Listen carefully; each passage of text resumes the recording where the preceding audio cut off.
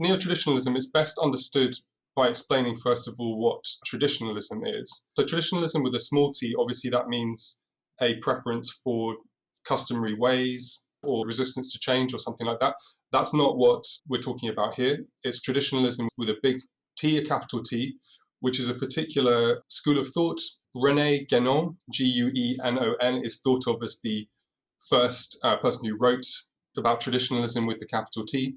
And it's a little bit difficult to sum up very quickly what it is, but the essence of it is that he was a perennialist in the sense that he thought that there was an eternal truth which is captured partially by all the religions in the world.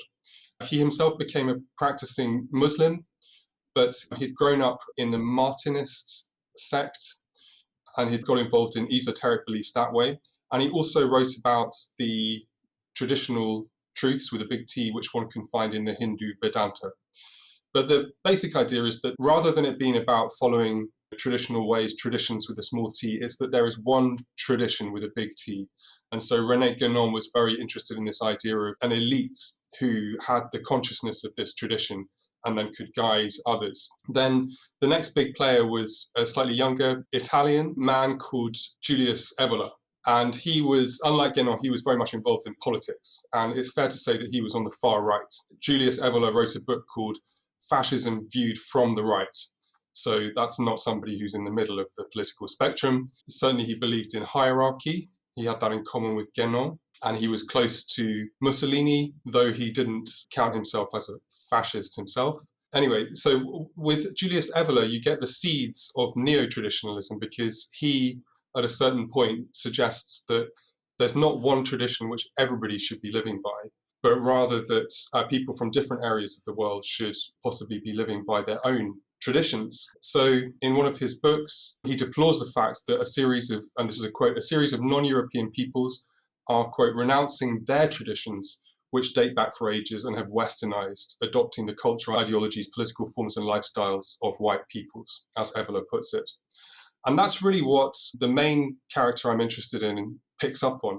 And that is Aleksandr Dugin, who is a contemporary figure in Russia. He's sometimes been described as Putin's brain, which may be a bit of an exaggeration, but it seems like Vladimir Putin, the president of Russia, is aware of his work and has possibly been influenced by it somewhat. But Aleksandr Dugin, he explicitly says that the world divides up into 4 or 5, as he puts it, great spaces. And he's using the terminology of a right-wing German theorist, Carl Schmitt. He was a Nazi jurist, and though some people think there's more to Carl Schmitt. In any case, great spaces is his term. Dugin says that there are 4 or 5 great spaces in the world corresponding with an ethnos. So he uses this terminology of ethnos. And in fact, there's a Russian academic tradition of talking about the ethnos going back to people like Lev Gumilov. So he's using anthropological terminology. And he thinks that there is an episteme, so a set of ideas, beliefs, concepts, and so on associated with each of those ethnoses. Now, it's important with Dugin to note that he's also drawing on another tradition, which is more particular to Russia, and that is called Eurasianism. And so Dugin describes himself as a neo-Eurasianist. The original Eurasianists were writing between the 2 world wars, and they were figures like Trubetskoy, for example. I think it's Prince Nikolai Trubetskoy. And he was one of the people who were exiled after the Bolshevik Revolution in Russia. And the analysis which the Eurasianists of the 1920s had was that what had gone wrong in Russia is that it had been mentally colonized. And this connects with the other school of thought we're talking about today, mentally colonized by West European ideas. And that was a process which the Eurasianists thought had started under Tsar Peter I, when he started speaking French at court and introduced ideas from Western Europe into Russia and art of that style and so on. And they thought that the Bolshevik Revolution was just the latest iteration of this mental colonization of Russia by Western Europe. And of course, it's an interesting test case for the idea of mental colonization because Western Europe never politically colonized Russia, so it's purely a mental or ideational colonization. Whereas the Eurasianists of the 1920s, they conceived of the ethnos in terms of a kind of race. So Eurasian people, Eurasian as in the Eurasian landmass, people should have certain ideas and values. People from Western Europe should have certain other ones.